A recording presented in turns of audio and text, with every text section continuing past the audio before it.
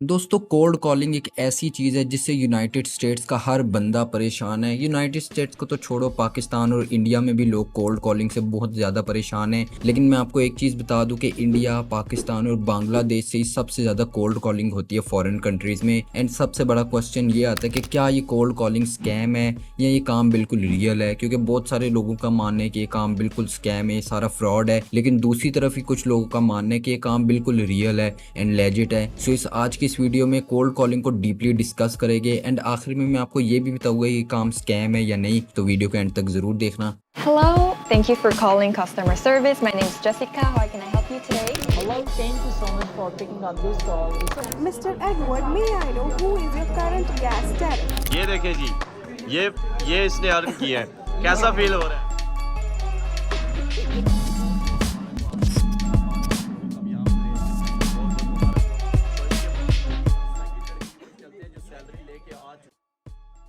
अब मैं इस वीडियो को कुछ सेक्शंस में डिवाइड कर दूंगा, जिसमें हम सबसे पहले बात करेंगे कि कोल्ड कॉलिंग होती क्या है, एंड फिर हम बात करेंगे कि इसमें सारा काम कैसे होता है, एंड लास्ट में हम बात करेंगे कि क्या ये स्कैम है या real. And later in the video में अपना पर्सनल एक्सपीरियंस भी आप लोगों के साथ शेयर करूंगा।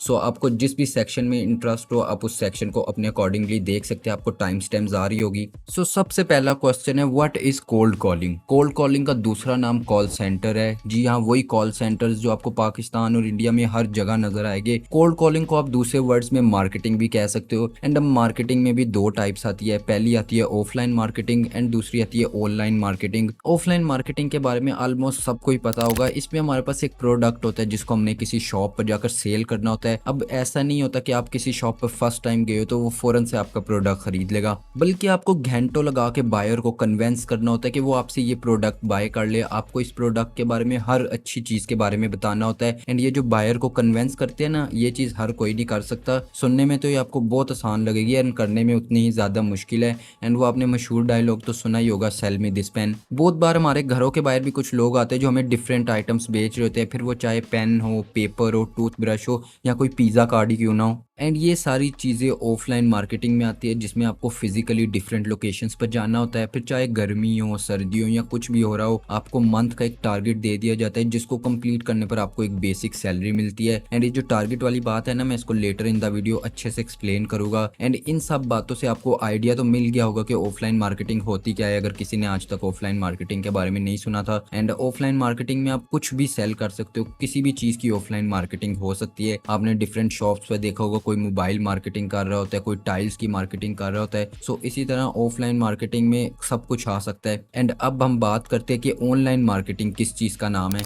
वैसे तो ऑनलाइन मार्केटिंग के नाम से ही बहुत कुछ एक्सप्लेन हो गया होगा, लेकिन फिर भी इसमें आपने इंटरनेट का यूज़ करना होता है किसी भी चीज़ को मार्केट करने के लिए। फिर बेशक आप गूगल एड्स चलाओ, फेसबुक के एड्स चलाओ, इंस्टाग्राम या टिकटॉक पे रील्स बनाकर अपलोड करो, यूट्यूब पर अपने प्रोडक्ट का रिव्यू अपलोड करो, एंड और भी बहुत सारे तरीके होते हैं मार्केटिंग के। इस मार्केटिंग में आपको किसी के पास नहीं जाना, आपको किसी से बहस नहीं करनी, बस आपने अपने कंप्यूटर या मोबाइल से अपने प्रोडक्ट के बारे में लोगों को बताना है। एंड इस ऑनलाइन मार्केटिंग में सबसे बड़ा फायदा ये होता है कि आप एक ही बारे में हजारों लोगों तक अपने प्रोडक्ट को पहुंचा सकते हो। एंड इससे आपको आइडिया हो गया होगा कि ऑनलाइन मार्केटिंग किस तरह काम करती है। एंड अब ये सारी बात हमने कर लिया ऑफलाइन एंड ऑनलाइन मार्केटिंग की। एंड अब आते हैं हम अपने मेन टॉपिक पे कि कोल्ड कॉलिंग क्या होती है। कोल्ड कॉलिंग में आप किसी रैंडम बंदे को कॉल करते हो जिसको आप जानते नहीं हो, एंड उसको आप बताते हो कि आप कौन कौन सी सर्विसेज प्रोवाइड कर रहे हो। फिर वो चाहे किसी के लिए टैक्सी बुक करना हो, solar, health insurance, house insurance बेचना हो, या और भी बहुत सारी सर्विसेज होती है। एंड इस कोल्ड कॉलिंग में मैक्सिमम यूनाइटेड स्टेट्स को टारगेट किया जाता है। अब इसके पीछे और भी बहुत सारे रीजंस है। पहला रीजन तो ये है कि जो अंग्रेज है वो टेक्नोलॉजी का बहुत ज्यादा यूज करते हैं, इसलिए वो सोलर या टेक्नोलॉजी वाली आइटम्स के लिए जल्दी मान जाते हैं। एंड दूसरा, यूनाइटेड स्टेट्स से जो पेमेंट आती है वो कंपैरेटिवली पाकिस्तान और इंडिया से ज्यादा होती है। एंड आप खुद सोच कर देख लो कि अगर यूनाइटेड स्टेट्स से डॉलर्स आएगी तो वो आपकी कितनी ज्यादा पेमेंट्स बनेगी।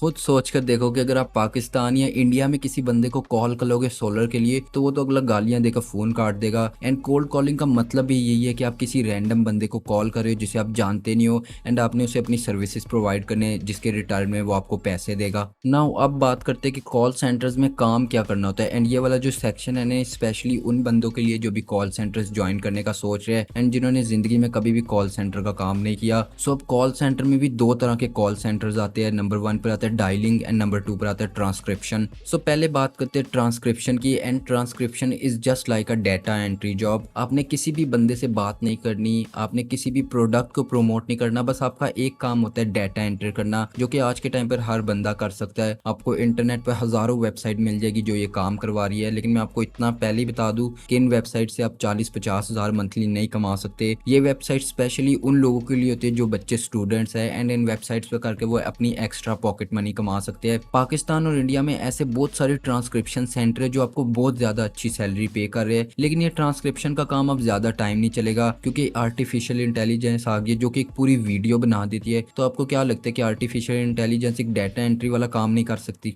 एंड इस आर्टिफिशियल इंटेलिजेंस के आने के बाद बहुत सारे ट्रांसक्रिप्शन सेंटर बंद भी हो गया है। ट्रांसक्रिप्शन सेंटर में भी आपको एक मंथली टारगेट दिया जाता है जिसको पूरा करने पर आपको एक बेसिक सैलरी मिलती है, एंड अगर आप उस टारगेट से ज्यादा करते हो तो आपको उस पर बोनसेस मिलते हैं। एंड ओवरऑल ये इतना मुश्किल काम नहीं है ट्रांसक्रिप्शन वाला, लेकिन इस काम में आपकी क्वालिटी एंड आपकी कॉन्सेंट्रेशन बहुत ज्यादा मैटर करती है। ट्रांसक्रिप्शन के अलावा और भी कॉल सेंटर्स होते हैं जिसमें कोई बंदा आपको कॉल करेगा, फिर आपने उसके लिए टैक्सी बुक करनी होगी, या कुछ कॉल सेंटर्स तो ऐसे होते हैं जिसमें आपने सिर्फ कॉल सुननी होगी एंड ट्रांसफर करनी होगी। ट्रांसक्रिप्शन में अभी और भी बहुत सारी चीजें हैं, लेकिन वो चीजें अभी इतनी इंपॉर्टेंट नहीं है, उन्हें हम किसी और वीडियो में डिस्कस करेंगे। एंड इन सब के बाद आता है मेन कॉल सेंटर्स जिसको कहते हैं डायलिंग। एंड इस कॉल सेंटर में आपके पास एक कॉलिंग लिस्ट होती है जिसमें बहुत सारे नंबर्स होते हैं, एंड आपने उसमें से किसी रैंडम बंदे को कॉल करनी होती है, एंड आप उसे अपनी सर्विसेज के बारे में बताओगे कि आप सोलर बेच रहे हो, आप हेल्थ इंश्योरेंस बेच रहे हो, या आप हाउस इंश्योरेंस बेच रहे हो, या और भी बहुत सारी डिफरेंट कैंपेन्स होती है। एंड आपने इस यूएसए के बंदे से काफी सुकून से बात करनी है एंड उसे अपनी सर्विसेज के बारे में समझाना है। अब ये जो हम यूएसए के बंदे को कॉल करते हैं ना, ये हमसे बहुत सारे डिफरेंट सवाल करेगा, एंड बेसिकली ये बाल की खाल निकालेगा। एंड इस टाइम पर आपकी कन्विंसिंग पावर बहुत ज्यादा स्ट्रांग होनी चाहिए, तब भी आप किसी कस्टमर को हैंडल कर पाओगे, वरना वो कस्टमर सीधा आपको गालियां देकर फोन बंद कर देगा। एंड अब ये जो हमारे पास डाटा होता है, जो हमारे पास कॉलिंग नंबर होते हैं, ये डिफरेंट डाटा वेंडर से लिए जाते हैं। एंड समझ लो कॉल सेंटर में जो सबसे मेन चीज होती है वो डाटा ही होता है। जितना अच्छा आपका डाटा होगा उतना अच्छा आपका काम होगा, क्योंकि यूएस में अप्रोक्सीमेटली हर दिन एक बंदे को 35 बार इस मार्केटिंग की कॉल जाती है। एंड आप खुद सोच के देखो कि अगर ये 35 बार कॉल हमें आए मार्केटिंग की तो हम कितना ज्यादा गुस्सा करना शुरू कर देंगे। एंड सेम यही होता है कॉल सेंटर्स में, मैक्सिमम कस्टमर फोन पर ही गुस्सा करना शुरू कर देते हैं, बार बार गालियां देना शुरू कर देते हैं, क्योंकि उन्हें लगातार बार बार कॉल जा रही होती है। एंड इस कॉल सेंटर में जो भी बंदा काम के लिए जाता है उसको पहले हफ्ते की ट्रेनिंग दी जाती है, उसे एक स्क्रिप्ट याद दिलाई जाती है, जिस स्क्रिप्ट के अकॉर्डिंगली उसने काम करना होता है, उसका अकॉर्डिंगली बात करनी होती है। एंड अगर गलती से भी उसने किसी कॉल में कोई मस्ती कर दी या कस्टमर को मजाक में गाली दे दी तो उसे सीधा सीधा फाइन होगा, and most of the centres में तो सीधा टर्मिनेट ही कर देते हैं। डायलिंग कॉल सेंटर्स में भी आपको एक मंथली टारगेट दिया जाता है जिसको पूरा करने पर आपको एक बेसिक सैलरी मिलती है। एंड इस काम में 20% आपकी मेहनत होती है एंड 80% आपका लक होता है, क्योंकि अगर 2 लाइनों की स्क्रिप्ट है वो तो हर कोई बंदा याद कर सकता है, लेकिन अगर आपके पास कोई अच्छा नंबर ही नहीं आ रहा या आपके पास कोई अच्छा कस्टमर ही नहीं आ रहा तो आप दिन में टारगेट कैसा पूरा करोगे? कभी कभी तो पूरा दिन निकल जाएगा और आपके पास कोई भी अच्छा नंबर या कस्टमर नहीं आएगा, लेकिन आपके आसपास जो भी एजेंट होंगे उनके पास अच्छे नंबर्स आ रहे होंगे, उनके पास अच्छे कस्टमर्स आ रहे होंगे। एंड जब ये चीज किसी के साथ होती है ना तो वो बंदा बहुत ज्यादा टेंशन लेना शुरू कर देता है, बहुत ज्यादा मेंटली डिस्टर्ब होना शुरू हो जाता है।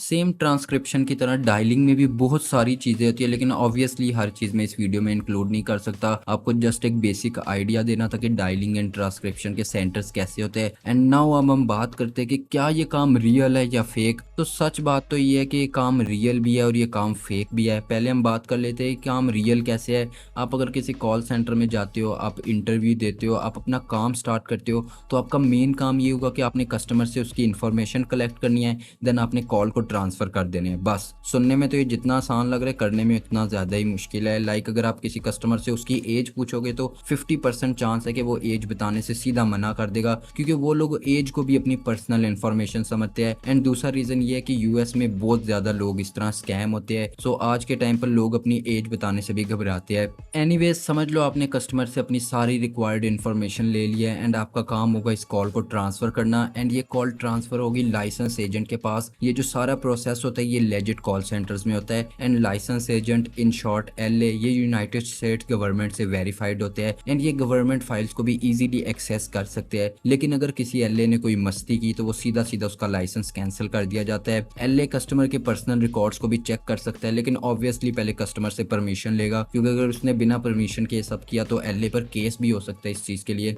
इस सारे प्रोसेस में हम किसी बंदे को स्कैम नहीं बेकार है। हालांकि जब आप किसी कस्टमर को कॉल करते हो तो वो लाजमी बोलेगा आप स्कैमर हो। एंड नाउ हम बात करते हैं स्कैम कॉल सेंटर्स की। एंड पाकिस्तान और इंडिया में स्कैम कॉल सेंटर्स बहुत ज़्यादा है, लेकिन इंडिया में पाकिस्तान से भी बहुत ज़्यादा है। लेकिन ये सारी चीज़ें आम बंदे को नहीं पता लगेगी जो फर्स्ट टाइम इस फील्ड में आया होगा। अब इन स्कैम कॉल सेंटर्स का काम करने का तरीका बहुत यूनिक था पहले के टाइम में, लेकिन आजकल लोग इतने ज़्यादा स्मार्ट हो गए कि उन्हें फ़ौरन देखते ही पता चल जाता है कि ये चीज़ फ्रॉड है या नहीं। स्कैम कॉल सेंटर्स के ऑनर अपना एक सपोर्ट नंबर बनाते हैं, फिर वो फेसबुक सपोर्ट हो जाए, इंस्टाग्राम, कॉइनबेस एंड अब जितनी भी बड़ी एंड फेमस वेबसाइट सोच सकते हो सोच लो। इन सब के बाद वो लोग गूगल एड्स पर अपना सपोर्ट नंबर को चलाते हैं, उसके एड्स चलाते हैं, जिसकी वजह से वो सपोर्ट नंबर टॉप पे शो होने लग जाता है। अब अगर किसी की फेसबुक में कोई इशू आया तो जाहिर सी बात है फेसबुक सपोर्ट पर आएगा, लेकिन उस आदमी को नहीं पता चल रहा होगा कि वो एक्चुअली फेक नंबर पे कॉल कर रहा है। अब ये कॉल जो स्कैम कॉल सेंटर में आती है एंड जो एजेंट होता है वो कस्टमर से बात करता है एंड बातों बातों में ना उसकी पर्सनल इन्फॉर्मेशन लेना शुरू कर देता है, लाइक उसका सोशल सिक्योरिटी कोड एंड और भी बहुत सारी पर्सनल इन्फॉर्मेशन होती है, जिससे आप इजीली उनके बैंक को एक्सेस कर सकते हो, आप उनके ऑनलाइन एप्स को एक्सेस कर सकते हो,